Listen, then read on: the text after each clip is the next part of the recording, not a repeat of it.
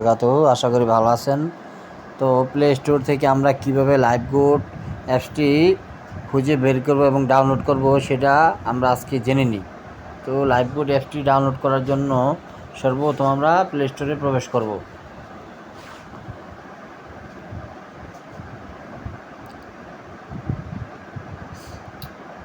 Play স্টোরে প্রবেশ করার পর আমরা সার্চ বারে লাইভগোড অ্যাপসটি কীভাবে সার্চ দেব সেটা আজকে জেনে নিই। সার্চ বারে গিয়ে আমরা লিখব লাইভগোড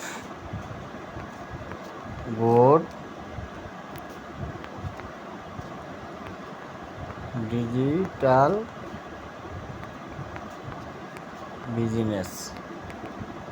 তো এইভাবে আমরা লাইভগোড ডিজিটাল বিজনেস লিখে আমরা সার্চ দিব।